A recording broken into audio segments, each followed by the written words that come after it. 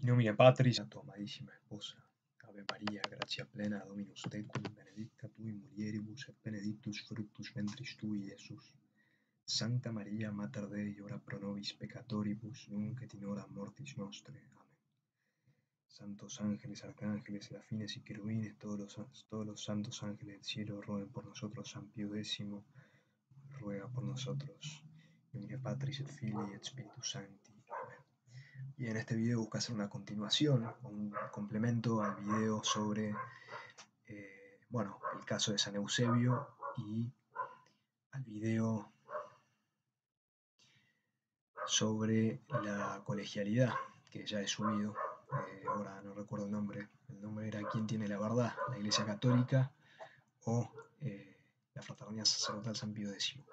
Bien, este es otro documento el que he encontrado traducido del apologista católico John Salza, ex feligres y apologista de la Fraternidad Sacerdotal San Pío X, que luego de ver los errores y refutarlos, los errores del sedevacantismo, se dio cuenta de que la fraternidad coincide en muchos de estos errores y ahora está saliendo a la luz hace ya aproximadamente un año, mostrando de modo magistral estos errores.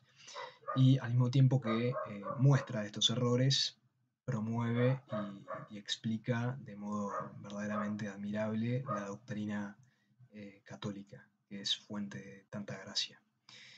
Y a su vez los frutos doctrinales del Concilio Vaticano II tan atacado injustamente, ¿sí? Tan superficialmente atacado. La doctrina de la colegialidad del Concilio Vaticano II es una doctrina tradicional de la Iglesia Católica que viene de mucho antes del concilio, está basada en la Sagrada Escritura y la Fraternidad Sacerdotal San Pío X y otros grupos vacantistas y cismáticos se han ocupado por décadas de catalogarla como una herejía y atacar a la Santa Madre Iglesia de herética, dando análisis superficiales y repletos de errores al respecto. Así que mediante este video quiero refutar todos estos errores, simplemente repitiendo, exponiendo lo que John Salza ya ha hecho de manera magistral. Vayamos entonces al grano.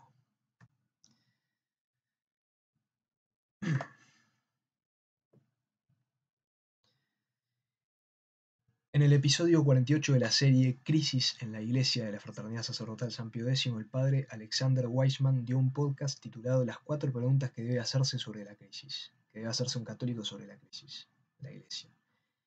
El propósito del podcast era explicar a los católicos cuál es la posición correcta a adoptar frente a esta crisis y, naturalmente, por qué la fraternidad ha adoptado la posición correcta, ¿no? La fraternidad ha dicho, por boca de otro de sus sacerdotes en esta serie de la crisis de la Iglesia, que la fraternidad tiene la única postura coherente, incluso desacreditando otros grupos tradicionales que están dentro de la Iglesia, como la Fraternidad San Pedro, el Instituto Cristo Rey, etc.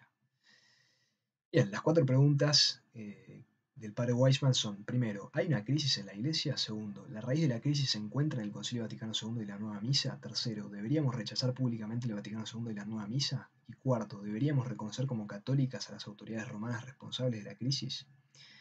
Ahora, dice Salza, planeo dirigirme a cada uno de las preguntas en distintos artículos separados. Por ahora basta decir que el padre Weisman aseguró a su audiencia que los textos del Vaticano II y la Misa Nueva en sí mismos son la causa y la raíz de la crisis, porque enseñan errores positivos contra la fe en lugar de simplemente prestarse a interpretaciones defectuosas debido a sus ambigüedades inherentes.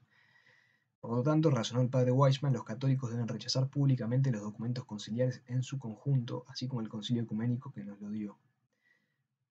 El padre Ruther hizo este mismo argumento en el episodio 30 de la serie de la crisis. Según el padre Weisman y la fraternidad, debido a que ciertos textos o frases en los documentos del Vaticano II son irreconciliables con la sagrada tradición, o sea, ni siquiera pueden interpretarse con una hermenéutica de la continuidad, lo cual es falso, como vamos a demostrar, los católicos deben rechazar públicamente los documentos y el concilio en general. El padre Weisman no consideró una pregunta corolaria, que es esta: ¿qué pasa si la fraternidad está equivocada acerca de su dura evaluación de todo lo que dice sobre el Vaticano II? Esta es una pregunta que deberían hacerse todos los lefebvristas. los filolefebristas en palabras del padre Iraúro. Aprovecho para recomendar dos artículos del padre Iraúro en Infocatólica llamados filolefebristas o filolefebrianos. Más específicamente, ¿qué sucede si la fraternidad ha cometido un error al rechazar públicamente una enseñanza tradicional doctrinal del Vaticano II porque resulta que la enseñanza doctrinal es verdadera? ¿No contribuiría tal rechazo a una verdadera enseñanza doctrinal de la Iglesia Católica, procedente de una organización que ni siquiera es parte de la Iglesia Católica, jurídicamente hablando? ¿No contribuiría tal rechazo a una verdadera enseñanza doctrinal de la Iglesia Católica a la crisis? ¿Y no se caracterizaría esta contribución por provenir de la derecha tradicional en contraposición a la izquierda liberal, como muchos llaman a estos sectores, estos espectros? ¿Qué pasa si la fraternidad ha acusado temerariamente a la Santa Madre Iglesia de enseñar doctrina falsa, incluso herética? Y si así es, entonces ¿qué? Si la fraternidad ha acusado falsamente al Vaticano II de enseñar un error, ¿significaría eso que la raíz de la crisis se puede encontrar, al menos en parte, en las posiciones erróneas promovidas por la fraternidad San Pío X en los últimos 50 años? ¿Significaría eso además que debemos rechazar públicamente los escritos de la fraternidad que contienen estas falsas acusaciones? ¿Y también rechazar públicamente al clero de la fraternidad que promueve estos errores? Evidentemente, la fraternidad nunca ha considerado la posibilidad de que se haya equivocado al rechazar las enseñanzas del Concilio Vaticano II ni las consecuencias que se derivarían, sin duda debido al estatus de culto que le ha dado a Marcel Lefebvre, quien es la fuente de todos los errores de la fraternidad. Ahora, dado que la posición de la fraternidad que ha dejado en claro en su serie de podcasts de la crisis es que los documentos del Vaticano II y del Concilio mismo deben ser rechazados en su totalidad y descartados por completo porque son irreconciliables con la tradición, nosotros queremos probar que la fraternidad de hecho se ha equivocado al rechazar una enseñanza del Vaticano II, especialmente una enseñanza que es completamente tradicional. Entonces, según el padre Weissman, según el propio razonamiento de este sacerdote, debemos rechazar públicamente todos los escritos de la fraternidad sobre la crisis, junto con la fraternidad San Pío X en su conjunto. Después de todo, ¿no debería aplicarse el estándar que aplica la fraternidad a un concilio ecuménico de la Iglesia Católica Romana a sus propios escritos públicos? Como veremos, el rechazo de la fraternidad de la enseñanza del concilio sobre la colegialidad es solo un ejemplo comprobado de cómo la fraternidad de hecho se ha equivocado al rechazar una enseñanza del Vaticano II y que ha tenido terribles consecuencias para el movimiento tradicional. Estas consecuencias han incluido sacar al clero y a los fieles de la Iglesia Católica, el único arca de salvación. Y no son solo los sacerdotes tradicionales, entre comillas, los que han caído en el error. Por ejemplo, el sacerdote del Novus Ordo, el padre Michael Oswald, escribió una carta a su diócesis explicando por qué dejó la Iglesia Católica por el sedevacantismo. Dice la carta: estimado compañeros del clero de la diócesis de Rockford, he decidido dejar la diócesis de Rockford porque he llegado a la conclusión de que los cambios promulgados por el Vaticano II no son compatibles con el catolicismo romano. Disculpen un segundo, por favor. Bien. Esto va a ser largo, así que tengo que acomodarme. Las herejías contenidas en el Concilio Vaticano II. Hay 4 herejías principales contenidas en este concilio. La cuarta herejía es la de la colegialidad, que altera la constitución monárquica de la Iglesia Católica con que fue dotada por el Divino Salvador.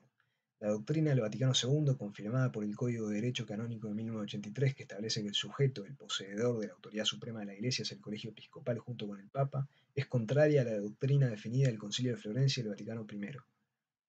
Esto es del padre Michael Oswald en su artículo, en su carta llamada Rechazando a la Iglesia Impostora. Todas las citas se pueden encontrar en la descripción del video. De hecho, es justo decir, acá habla ya el articulista, ¿no? El obispo sedevacantista.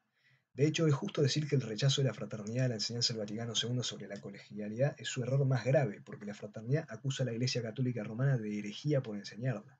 Ahora bien, la herejía es la forma más grave de desviación de la verdad católica, en la medida en que representa una oposición inmediata y directa a lo que la Iglesia enseña que debe estar contenido en el depósito revelado, y por lo tanto debe sostenerse con la fe divina y católica, de modo que la herejía destruye la fe teologal en las almas de los fieles. De modo que, al juicio de la fraternidad sacerdotal San Pío X, la Iglesia estaría promoviendo una herejía que causaría la destrucción de la fe sobrenatural en los fieles, sin lo cual no es posible salvarse.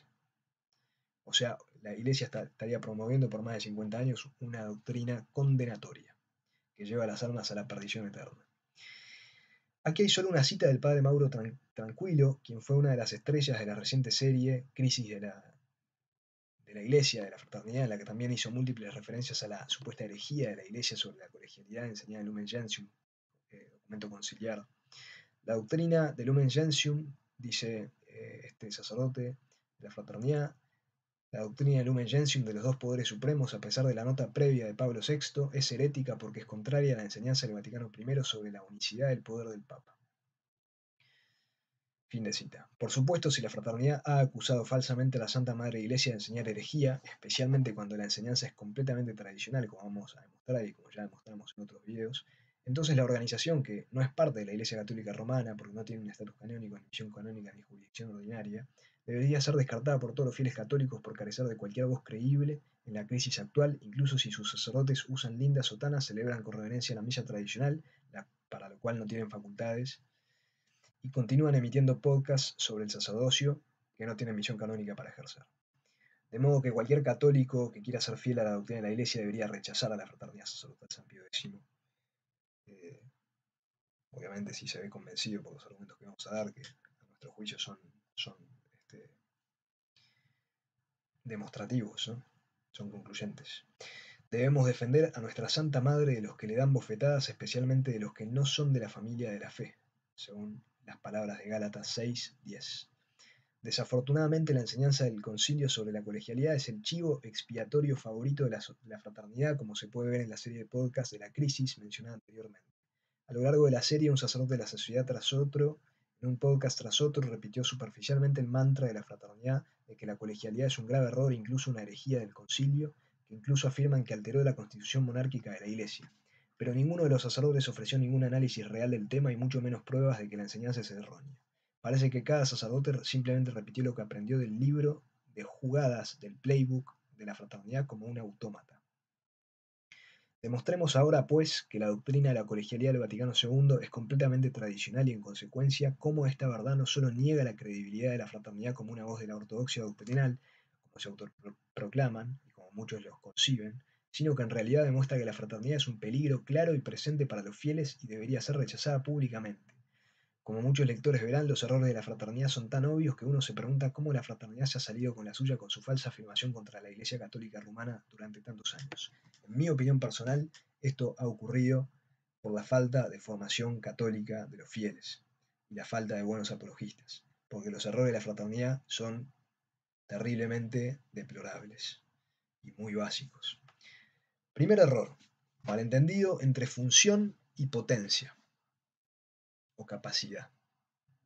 Confusión entre estos dos términos, el término de función y el término de potencia o capacidad.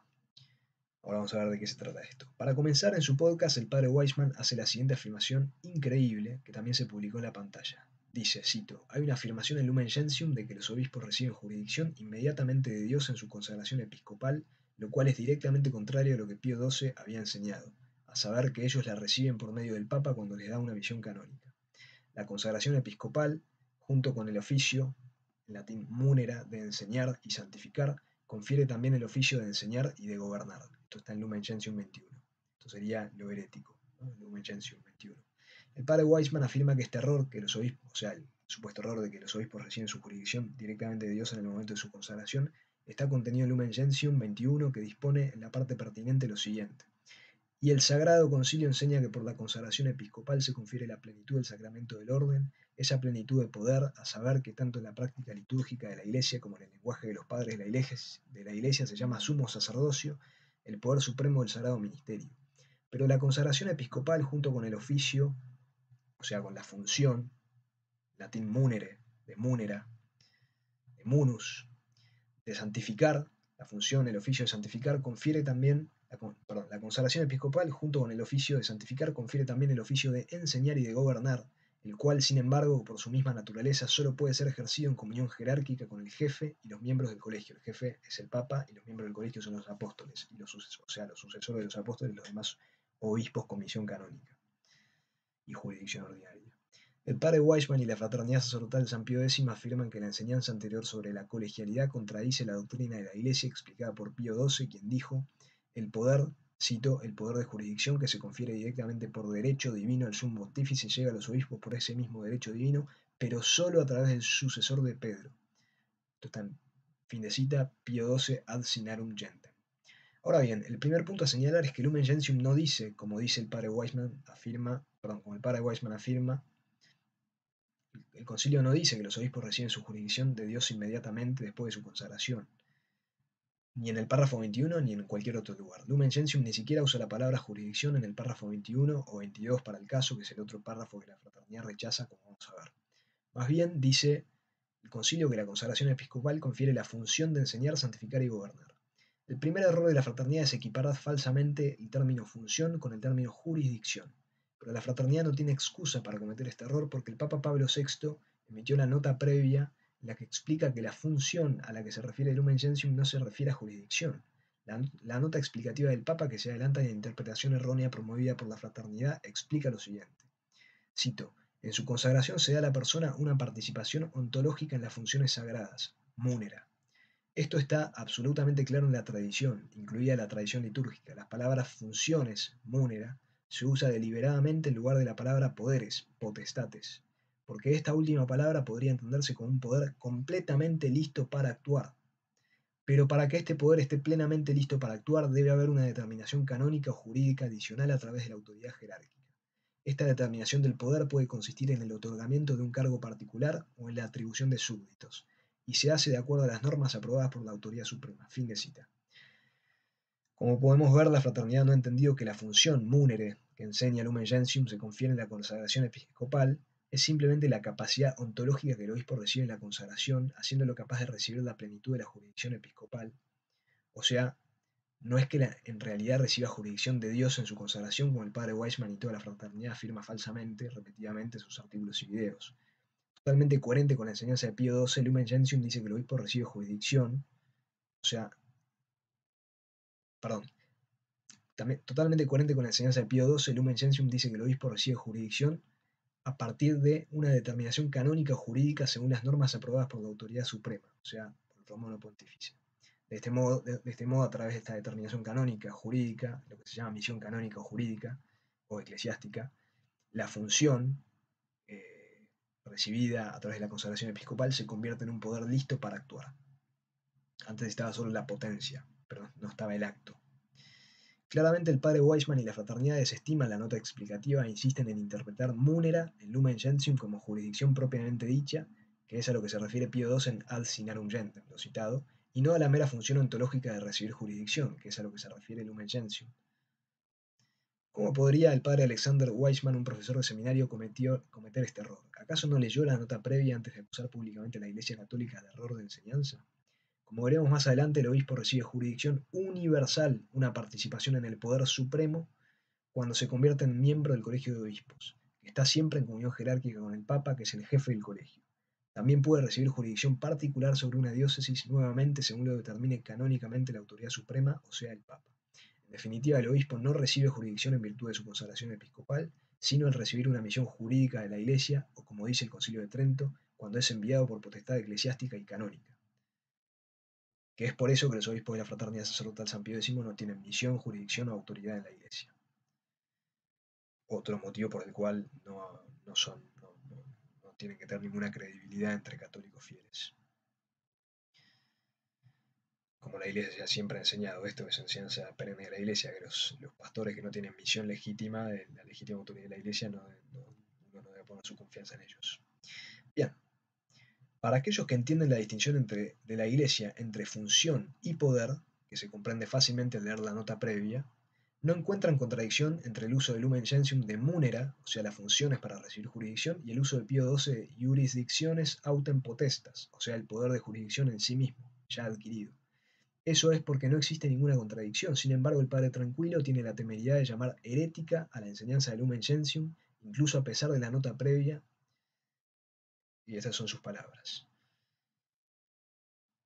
Ahora bien, vamos a otro tema. La Fraternidad Sacerdotal San Pío X promueve la doctrina masónica de que la jurisdicción viene del pueblo. Creo que hay pocas personas competentes para hablar de esto como John Salza, que fue masón convertido al catolicismo. Es bastante irónico que la fraternidad acuse a la Iglesia Católica de enseñar un error sobre la jurisdicción episcopal mientras cree que sus propios obispos reciben su jurisdicción del pueblo. De hecho, es la Fraternidad San Pío X y no el Concilio Vaticano II la que rechaza la enseñanza de Pío XII sobre el origen de la jurisdicción. La cita de Pío XII es: el poder de jurisdicción viene a los obispos del Sumo Pontífice.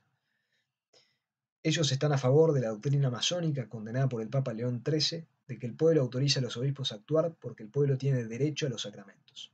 Sabiendo que no tenía una misión jurídica requerida por la ley divina, Lefebvre abrazó plenamente esta doctrina masónica al afirmar que el obispo recién consagrado, cito, no tiene otra base para la jurisdicción que la que proviene de las solicitudes de los sacerdotes y fieles para cuidar de sus almas y las de sus hijos, y que le han pedido que acepte el episcopado. Fin de cita. Fin de cita.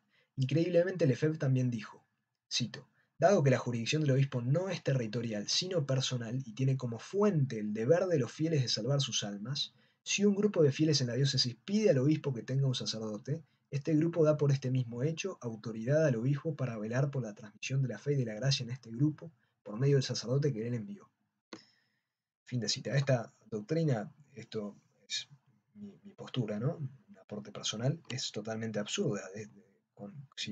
Primero que es herética, ¿no? Está condenada como una herejía por el Catecismo de San Pío X y por León XIII, que no la llama herejía, pero sí la condena como doctrina masónica.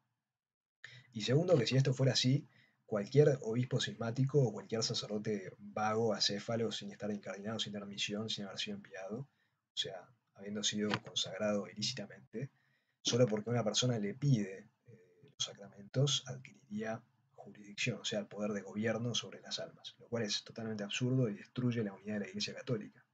Es una posición absolutamente cismática. Bien, el obispo Tissier de Malerais, un obispo consagrado por Lefebvre, ilícitamente, de modo cismático, ha repetido públicamente este atroz error de Lefebvre al afirmar que la jurisdicción de la fraternidad proviene del pueblo. Dice Tissier, cito, en la medida en que no rehuséis recibir de vuestros sacerdotes el ministerio que tienen derecho a ejercer por vuestro bien, es decir, por el bien de la Iglesia, la jurisdicción que en cierto modo tenéis.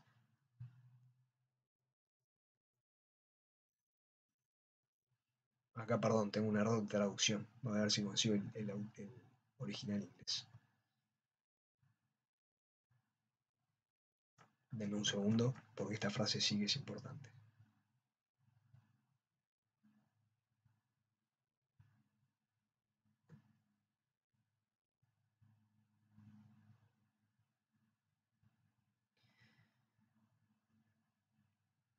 Dice, the jurisdiction that you, in a certain way, give them will be able to be fruitfully exercised.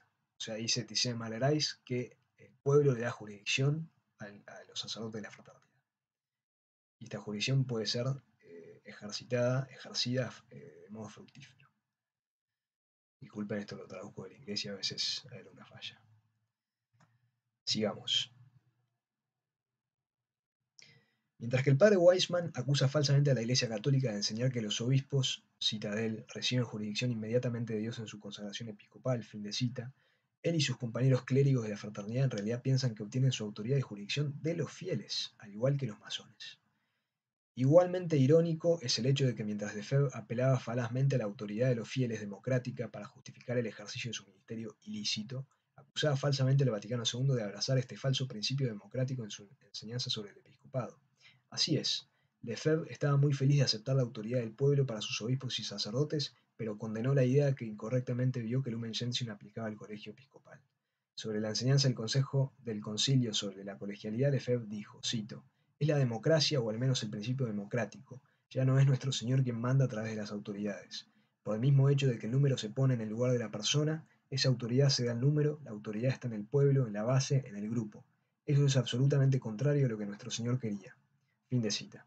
Este es uno de los muchos ejemplos de cómo Lefebvre se contradijo mientras buscaba justificar su ministerio ilícito y rechazar el Vaticano II. Veamos ahora el segundo error de la fraternidad con respecto a las enseñanzas de Lumen Gentium. Segundo error, confundir la primacía con la autoridad suprema. Esto ya lo hemos señalado en el video del artículo de Robert Siskow. Lo vamos a repetir. Habiendo abordado el párrafo 21 de Lumen Gentium y el primer error de la fraternidad, que alega un conflicto con las enseñanzas de Pío XII, ahora miramos el párrafo 22 y el segundo error de la fraternidad, que alega un conflicto con las enseñanzas del Concilio Vaticano I. Lumen Gentium, párrafo 22, dispone en lo pertinente lo siguiente. En virtud de su oficio, es decir, de vicario de Cristo y pastor de toda la Iglesia, el romano pontífice tiene potestad plena, suprema y universal sobre la Iglesia, y siempre es libre de ejercer este poder. El orden de los obispos, que sucede al colegio de los apóstoles y da continuidad a este cuerpo apostólico, es también sujeto de suprema y plena potestad sobre la Iglesia universal, siempre que se entienda este cuerpo junto con su cabeza, el romano pontífice, y nunca sin esta cabeza. La nota previa, nota número 3, también dispone lo siguiente, cito: se dice que el colegio, que no existe sin la cabeza, existe también como sujeto del poder supremo y pleno en la Iglesia universal. Fin de cita. Esto debe admitirse necesariamente para que no se cuestione la plenitud del poder perteneciente al romano pontífice. Aquí vemos la segunda razón de la fraternidad para rechazar la enseñanza del Lumen Gentium, que se encuentra en el párrafo 22 y la nota 3 de la nota previa. La fraternidad rechaza la doctrina de que el Papa con el colegio de obispos es un segundo sujeto del poder supremo. Solamente el Papa es el primer sujeto. La fraternidad sostiene que solo el Papa es sujeto del poder supremo. La posición de la fraternidad es errónea porque se basa en una fusión de la primacía, que es propia solo del Papa, y la autoridad suprema, que es propia sola del Papa, así como del Papa y los obispos juntos, segundo sujeto de suprema autoridad. El primado y la autoridad suprema son dos cosas diferentes, lo cual la fraternidad no ve. Debido a que la fraternidad confunde el primado con la autoridad suprema, afirma que el Lumen Gentium 22 y la nota 3 de la nota previa contradicen el A Pastor Eternus del Vaticano I, que es la constitución dogmática que explica el primado del romano pontífice. El capítulo inicial se titula sobre la institución del primado apostólico del Beato Pedro. El padre Gleis, profesor de seminario en Econ, si no me equivoco, de eclesiología, nos dice, cito: la doctrina sobre la colegialidad expresada en el número 22 de la Constitución Lumen Gentium, incluido en el número 3 de la nota previa, contradice las enseñanzas del Concilio Vaticano I sobre la singularidad del sujeto del poder supremo en la Iglesia, contenidas en la Constitución Pastor Eternus. Fin de cita. Sin embargo, Pastor Eternus hace una distinción entre el primado y la autoridad suprema, y Lumen Gentium mantiene esta distinción. Hay continuidad, enseñando que el colegio de obispos con el Papa comparte la autoridad suprema, pero no el primado. Así, Lumen Gentium de ninguna manera contradice a Pastor Eternus. Pastor Eternus hace esta distinción cuando dice, cito: ese primado apostólico que posee el romano pontífice como sucesor de Pedro, el príncipe de los apóstoles, incluye también el supremo poder de enseñar. Fin de cita. Lumen Gentium también destaca la distinción cuando enseña, cito: en ella, la unidad del episcopado, los obispos, reconociendo fielmente el primado y la preeminencia de su cabeza, ejercen su propia autoridad en bien de sus fieles y más aún de toda la Iglesia. Fin de cita. Esta distinción entre el primado y la autoridad suprema se basa en la Sagrada Escritura, que revela que Cristo le dio solo a San Pedro las llaves del reino de los cielos, o sea, el primado, y le dio a San Pedro junto con los demás apóstoles la autoridad para atar o desatar en la tierra, o sea, la autoridad suprema. Pero no le dio a los demás apóstoles el primado, no les dio las llaves, sino que les dio el poder de atar o desatar, o sea, la autoridad suprema. Por lo tanto el Vaticano I, Pastor Eternus, como el Vaticano II, Lumen Gentium, distinguen entre el primado y el poder supremo, que es un privilegio del primado, pero se distingue de él. Es el error de la fraternidad San Pío X, que confunde el primado con el poder supremo, no el del Vaticano II. Otro privilegio de la primacía es la infalibilidad papal individual, que al igual que la autoridad suprema está incluida en la primacía, pero se distingue de ella. Además, el Papa tiene tanto la primacía como la autoridad suprema en virtud de su oficio, por lo tanto pertenecen al Papa individualmente. Por otra parte, los obispos no participan del primado y solo participan colectivamente del poder supremo en virtud de ser miembros del colegio y no por oficios individuales. Vale la pena repetir que Lumen Gentium nunca dice, ni sugiere, ni da a entender, ni infiere, etc., que el colegio de obispos comparte o participa en el primado, lo cual sería herético. Al contrario, como Pastor Eternus distingue claramente entre los dos. Por lo tanto, la fraternidad no tiene base para afirmar que Lumen Gentium contradice a Pastor Eternus. La Constitución del Vaticano I continúa abordando, cito, la primacía de la jurisdicción, la permanencia de la primacía de Pedro, la primacía mundial del Papa y la Santa Sede, el primado apostólico y el primado supremo y pleno de la Santa Iglesia Romana. Fin de cita. En todos los casos en los que se refiere al primado, el Vaticano I nunca equipara o confunde el primado con la autoridad suprema y tampoco lo hace el Vaticano II. El error de la fraternidad entonces es que lee el concepto de primacía en el concepto de poder supremo cada vez que Lumen Gentium se dirige al poder supremo universal. Este error de fusión lleva a la fraternidad a concluir que Lumen Gentium enseña que el colegio de obispos comparte la primacía, lo que contradiría a Pastor Eternus. Una vez más, esto se debe a que la fraternidad de San Pío X, y no el Vaticano II, equipara la primacía con la autoridad suprema y universal. La fusión errónea de la fraternidad de la primacía con la autoridad suprema no es solo una especulación nuestra, más bien se revela explícitamente en sus enseñanzas, como la siguiente declaración del padre de Jorna, rector del seminario de Econ, la fraternidad, quien es considerado uno de los principales teólogos de la fraternidad. Dice: no podemos aceptar la doctrina del capítulo 3 de la Lumen Gentium, incluso entendido a la luz de la nota previa número 22 de Lumen Gentium, Conserva toda su ambigüedad porque todavía implica que hay en la Iglesia un doble sujeto del primado, el Papa solo y el Papa con todos los obispos, y abre la puerta a la negación de la enseñanza del Vaticano I. Esto es una confirmación de lo que venimos diciendo. Fin de cita. Padre de Giorna continuó reconociendo que esta interpretación errónea era sostenida por el fundador de la fraternidad. Dice, Monseñor Lefebvre insistió en este error con motivo de la publicación del nuevo Código de Derecho Canónico de 1983. Monseñor Lefebvre nunca habría afirmado estas declaraciones y no hay ninguna referencia al capítulo 3 del Lumen Gentium en el protocolo de acuerdo de 1988. Fin de cita. Desafortunadamente para el padre de Giorna, Lefebvre firmó Lumen Gentium en aprobación, pero luego atacó el documento cuando entró en cisma. El padre Gleise y el padre Pagliarani, el superior general de la fraternidad, ha repetido los errores del padre de Giorna y de Monseñor Lefebvre que formaron parte de la declaración del capítulo general de la fraternidad, que afirma falsamente que, cito, el poder supremo de gobierno sobre la Iglesia Universal pertenece solo al Papa, vicario de Cristo en la tierra. Fin de cita. Como comentó Robert Siskow en un correo electrónico privado a varios teólogos de la fraternidad que no fue respondido, comentó lo siguiente Robert Siskow: el mejor teólogo de la fraternidad rechaza la enseñanza según la cual el colegio episcopal junto con el Papa es otro sujeto de suprema autoridad porque cree erróneamente que implica un doble sujeto del primado. No se da cuenta de que aunque la autoridad suprema y el primado son ambos parte del oficio preterino, los dos son distintos, y porque son distintos los obispos, tomados colectivamente, pueden participar en uno, lo cual sería autoridad suprema, sin participar en el otro, lo cual sería la primacía. Esto es evidente por el hecho de que cada uno de los apóstoles poseía la autoridad suprema como propia, sin embargo permanecieron sujetos a Pedro porque solo él tenía la primacía. Por lo tanto, la sociedad acusa a la Iglesia Católica Romana de enseñar un error, incluso una herejía, porque la fraternidad interpreta erróneamente que el Lumen Gentium equipara la primacía con la autoridad suprema. Es difícil comprender cómo la fraternidad pudo pensar que los 2500 padres conciliares, incluso el propio Lefebvre, que aprobaron Lumen Gentium, fusionaron el primado con la autoridad suprema. Aún más difícil de entender es cómo la fraternidad afirma que la nota previa es herética, cuando el arzobispo Lefebvre en realidad dijo que la nota previa era completamente ortodoxa, lo que significa que la fraternidad acusa a Lefebvre de herejía. Dijo Lefebvre, fue la inserción de la nota explicativa lo que restauró la enseñanza tradicional.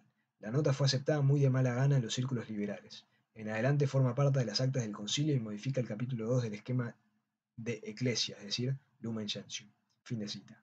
Esto muestra cuán confundida está la fraternidad sobre el tema de la colegialidad. Esto último ya vuelve a ser del articulista John Salsa. Para resumir lo que hemos visto hasta ahora, la fraternidad rechaza la Lumen Gentium por dos motivos, basados en dos errores separados de fusión. Primero, que Lumen Gentium contradice la enseñanza de Pío XII porque la fraternidad equipara erróneamente función, oficio, con jurisdicción. Y segundo, que Lumen Gentium contradice la enseñanza del Vaticano I porque la fraternidad equipara erróneamente la primacía con la autoridad suprema. A la luz del enfoque de todo o nada de Weissman con respecto a los documentos del Vaticano II debido a los errores atroces de la fraternidad sobre la colegialidad, ¿no deberíamos desechar todo lo que la fraternidad ha escrito sobre la colegialidad del Vaticano II?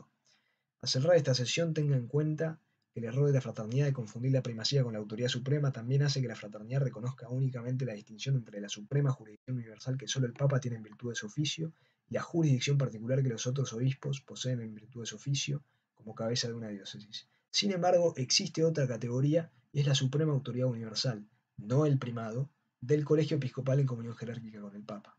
Para resumir, primero, la suprema jurisdicción universal pertenece al Papa en virtud de su oficio. Segundo, la jurisdicción particular o territorial pertenece al obispo en virtud de su cargo, o sea, misión canónica, como cabeza de una diócesis. Tercero, la suprema jurisdicción universal también pertenece al colegio de obispos, en manos del Papa individualmente y de los obispos colectivamente. Está la doctrina del Lumen Gentium y de los teólogos preconciliares, incluso de la Relatio del Vaticano I. Y es la misma especie de jurisdicción, ya sea que la ejerza el Papa solo o el colegio de obispos unido al Papa. Me refiero a la suprema jurisdicción. La fraternidad rechaza esta tercera categoría de jurisdicción, en cambio cree que solo el Papa posee el poder supremo.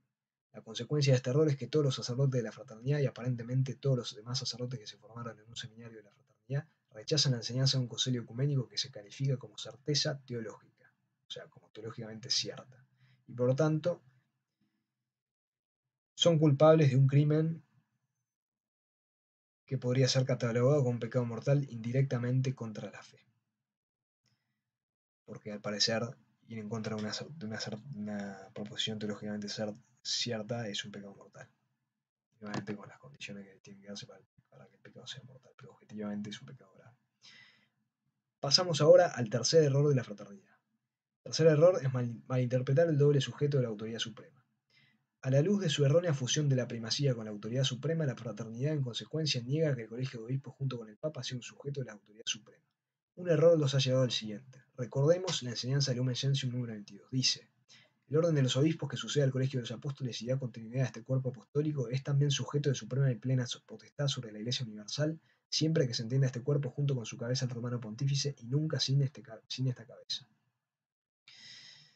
Fin de cita. Como uno aprende en Apologética Católica Básica, mientras que Cristo le dio a San Pedro las llaves del reino de los cielos, o sea, el primado, en Mateo 16, también le dio al resto de los apóstoles, unidos a San Pedro, el poder de atar y desatar en Mateo 18, que es una participación en la autoridad suprema de San Pedro.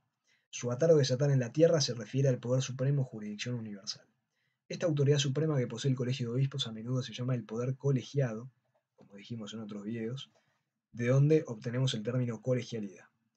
Vemos al cardenal Masela, quien ocupó la cátedra del Gregoriano durante el reinado del Papa León XIII, explicar el doble sujeto del poder supremo y su base bíblica de la siguiente manera.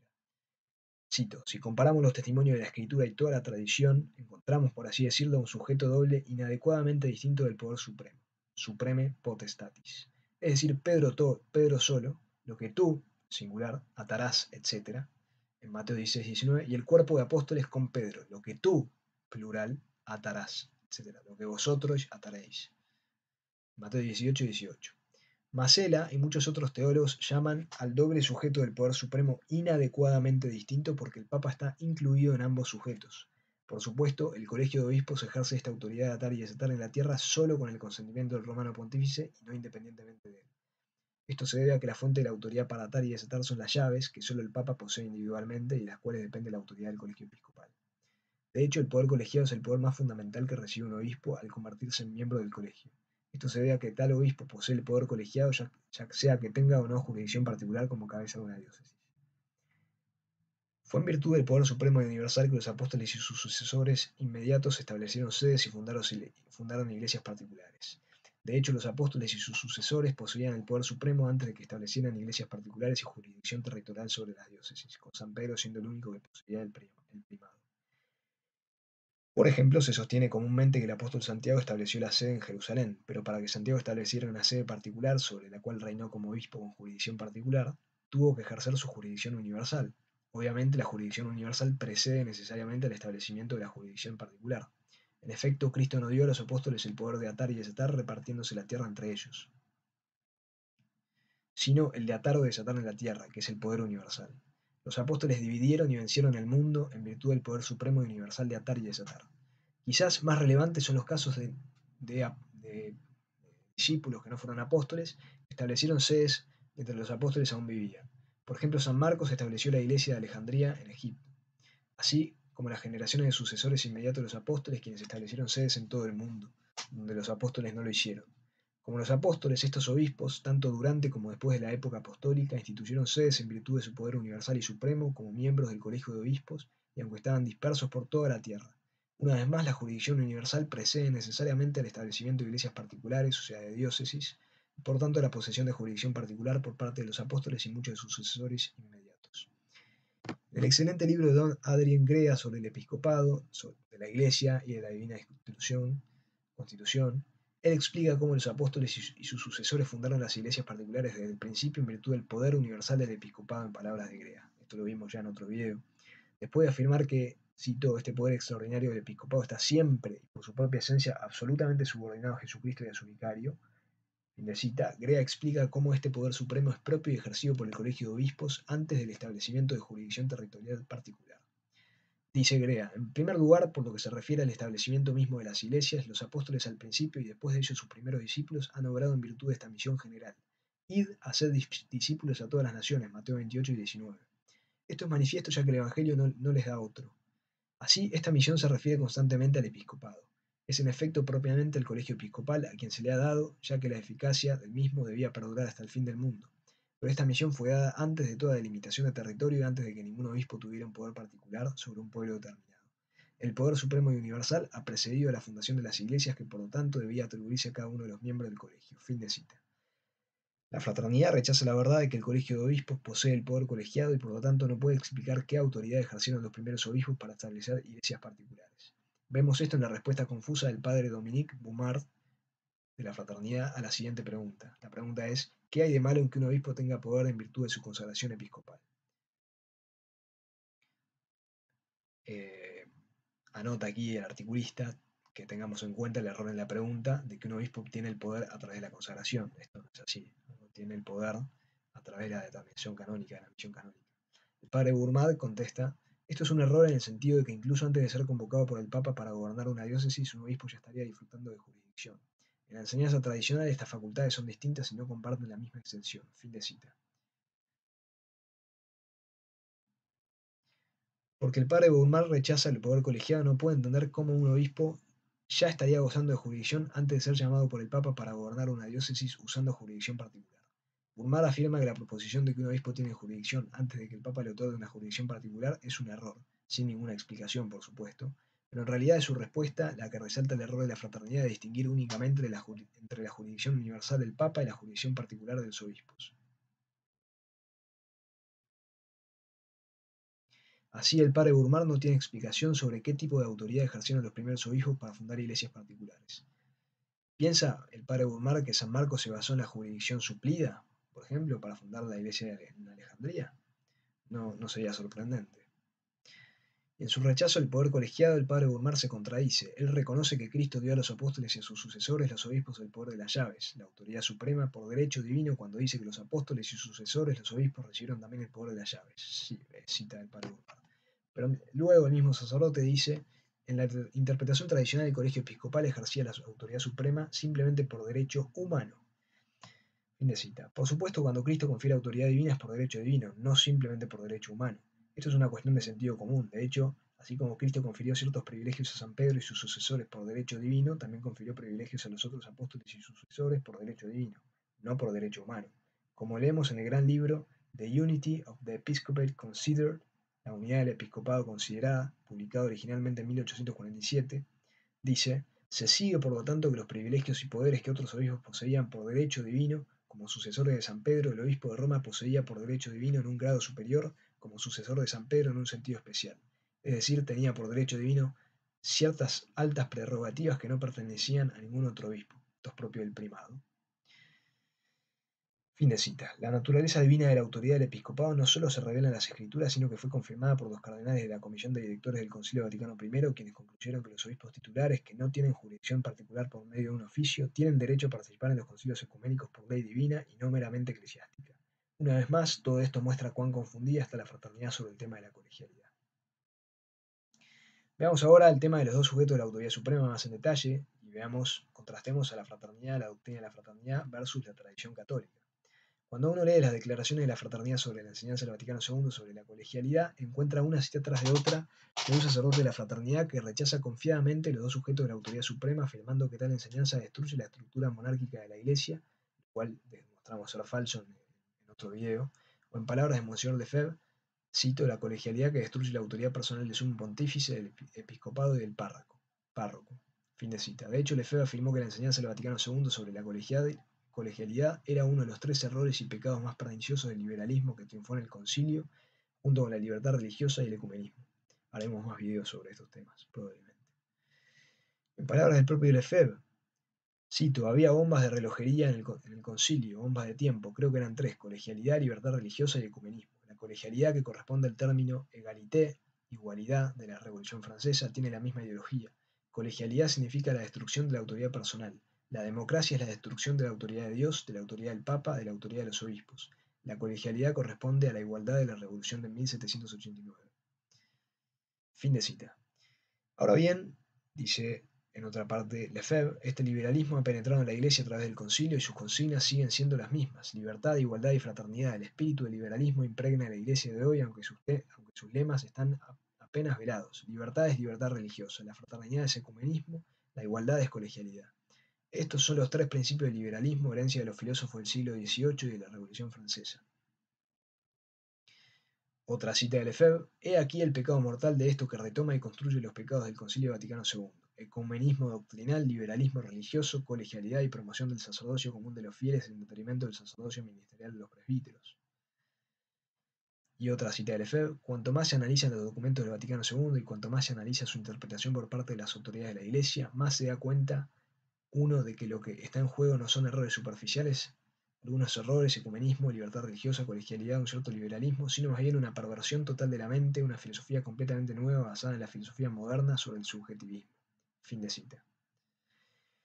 Como se puede ver, para Lefebvre, la verdad de que Cristo dio a los apóstoles y a sus sucesores una participación en el poder universal y supremo de las llaves y la autoridad de atar y desatar, revelada explícitamente en Mateo 18, revelación bíblica, es un principio pecaminoso del liberalismo de la Revolución Francesa que destruye la autoridad de Dios y hasta engendra una completa perversión de la mente. El padre Tranquilo fue un poco más conciso, simplemente llamando a la enseñanza herética. Todo esto sería una novedad para Jesucristo y sus apóstoles y sus sucesores inmediatos, quienes usaron su poder universal para establecer sedes e iglesias particulares desde el principio, como enseña Dom Grea, citado como autoridad por la fraternidad en otras instancias. Y aunque Lefebvre afirmó que la colegialidad resultó en la destrucción de la autoridad papal, él mismo repudió la autoridad del Papa en la práctica desde su supresión en 1975 hasta su muerte fuera de la Iglesia en 1991. Es difícil imaginar una mayor hipocresía. Por supuesto, los puntos de vista erróneos de Lefebvre se basaron en su rechazo explícito de la enseñanza de la Iglesia de que hay dos sujetos de la autoridad suprema. De nuevo, en palabras del propio Lefebvre, cito: encontramos esta doctrina, doble sujeto de la autoridad suprema, ya sugerida en el documento conciliar Lumen Gentium, según el cual el colegio episcopal junto con el Papa ejerce el poder supremo en la Iglesia de manera habitual y constante. Esto no es un cambio para mejor. Esta doctrina de la doble supremacía es contraria a la enseñanza y magisterio de la Iglesia. Es contrario a las definiciones del Concilio Vaticano I y a la encíclica Satis Cognitum del Papa León XIII. Solo el Papa tiene el poder supremo. Este error de Lefebvre está en la carta abierta a los católicos confundidos, católicos perplejos. Otra cita de Monseñor dice: el nuevo código está diseñado para llevar la eclesiología conciliar al lenguaje legal y canónico, y ahora tienes dos sujetos de poder supremo. Ve y entiende algo. ¿Cómo puede haber dos sujetos de poder supremo? Fin de cita.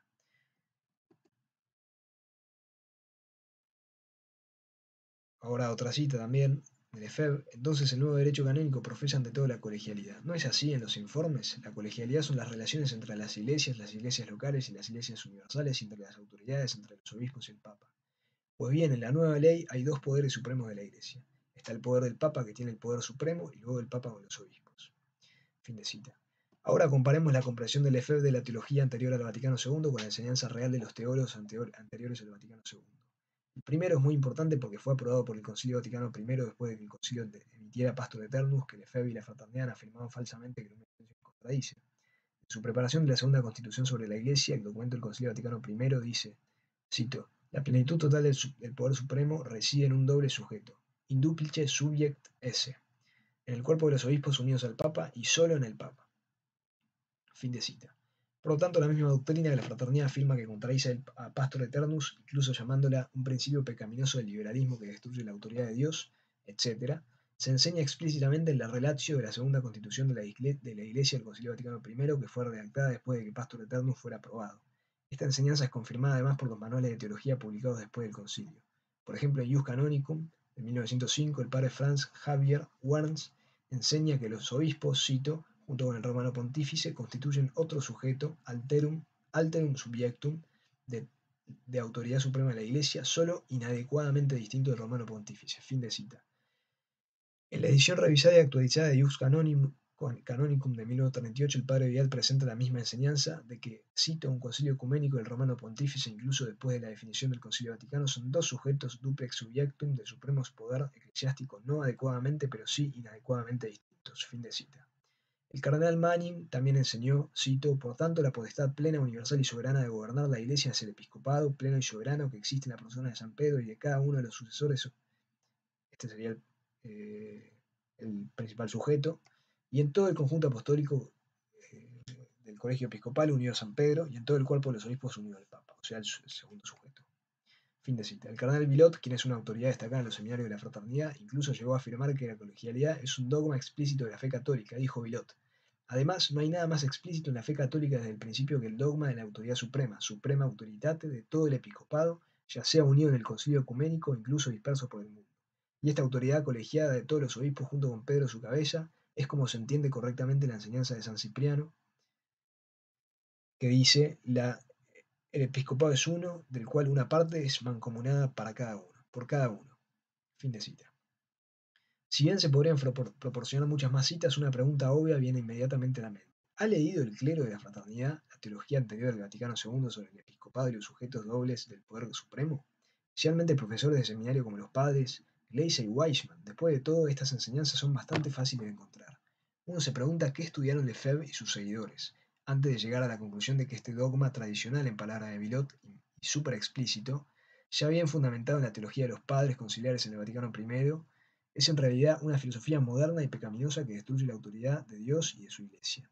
A la luz de la juxtaposición de la enseñanza de la Iglesia sobre los dos sujetos, el Vaticano I y el Vaticano II, y la enseñanza diametralmente opuesta a la fraternidad, ¿quién, en palabras de Marcel Lefebvre, es culpable de una perversión total de la mente?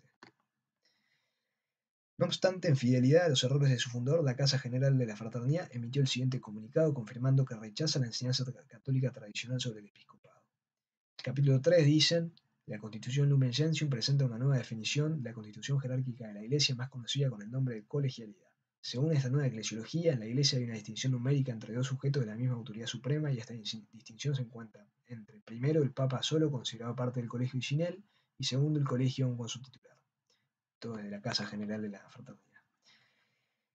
Fin de cita. El capítulo general de la fraternidad también emitió la siguiente declaración en 2012. Cito: el capítulo cree que el deber supremo de la fraternidad en el servicio que se propone ofrecer a la Iglesia es continuar con la ayuda de Dios, profesando la fe católica en toda su pureza e integridad, con una determinación acorde con la intensidad de los constantes ataques a los que esta misma fe sometía hoy en día. Por eso nos parece oportuno que reafirmemos nuestra fe en la Iglesia Católica Romana, la única Iglesia fundada por nuestro Señor Jesucristo, fuera de la cual no hay salvación ni posibilidad de encontrar los medios que lleven a la salvación. Nuestra fe en su constitución monárquica, querida por el mismo nuestro Señor, por la cual el poder supremo de gobierno sobre la Iglesia universal pertenece solo al Papa, vicario de Cristo en la tierra. Fin de cita. Y vamos a la conclusión. John Salza, a quien merecemos este gran artículo, dice: comenzamos este artículo explicando la posición de la fraternidad, de que si los textos del Vaticano II contienen algún error positivo, los católicos deben rechazar públicamente los documentos al por mayor. O sea, no se deben molestar ni siquiera en intentar una hermenéutica de la continuidad. También deben rechazar el concilio que los produjo. De esta forma, sostiene la fraternidad, somos capaces de combatir los errores en su origen. Sin embargo, también cuestionamos el enfoque severo de la fraternidad de tomarlo o dejarlo todo con respecto a los documentos conciliares, y postulamos que si la fraternidad se ha equivocado, se les debe aplicar el mismo enfoque de todo o nada, blanco o negro. Específicamente, si la fraternidad se ha equivocado en su acusación extrema de las enseñanzas del concilio sobre la colegialidad, incluso acusando falsamente a la Santa Madre Iglesia de enseñar herejía, entonces los católicos deberían rechazar públicamente los escritos de la fraternidad sobre la crisis al por mayor, así como la organización de donde proceden y de donde llegan estos errores. Después de todo, el estándar que la fraternidad pretende aplicar a un concilio ecuménico de la Iglesia Católica Romana debería aplicarse igualmente a sus propios escritos, que provienen de sacerdotes y obispos sin misión canónica y en estado de cisma. Como ha demostrado claramente este artículo, la fraternidad ha cometido un grave error en su acusación temeraria e infundada del Vaticano II y la doctrina Lumen Gentium sobre el poder colegiado. La doctrina se revela en las Escrituras. El poder fue ejercido por los apóstoles y sus sucesores para fundar las primeras sedes e iglesias particulares. El poder también se ejerce cada vez que el colegio de obispos se reúne para un concilio ecuménico. La fraternidad ha acusado falsamente a la Iglesia Católica de enseñar error cuando es ella quien ha errado, y con mucha severidad. Por lo tanto, de acuerdo con los propios estándares de la fraternidad, sus numerosos escritos y podcasts sobre la crisis deben tirarse a la basura. Un poco fuerte lo que dice John Salza, pero tiene sentido. Palabras finales. Al acusar erróneamente a la Iglesia de enseñar herejía, un grave error en sí mismo, que ha llevado a muchas almas fuera de la Iglesia Católica, la fraternidad tiene cero credibilidad como voz de la razón y mucho menos de la ortodoxia católica durante este tiempo de crisis. Se ha demostrado que la fraternidad San Pío X está equivocada y tiene la carga de retractarse públicamente de su posición errónea sobre la colegialidad, y desafiamos a la fraternidad a que lo haga. Cuanto antes se dé cuenta la gente de que Lefebvre no fue un campeón de la sana doctrina, sino un padre del cisma y del error, mejor será el movimiento tradicional, y antes habrá una restauración genuina de todas las cosas en Cristo, como siempre lo decía San Pío X. Fin del artículo, queridos hermanos. Demos gracias a Dios, in nomine Patris et Filii et Spiritus Sancti. Amén. Gloria Patri et Filio et Spiritui Sancto, sicut erat in principio, et nunc et semper, et in saecula saeculorum. Amén. La Santísima, la estructura del error, de la herejía, del cisma, de la apostasía, ruega por nosotros, in nomine Patris et Filii et Spiritus Sancti.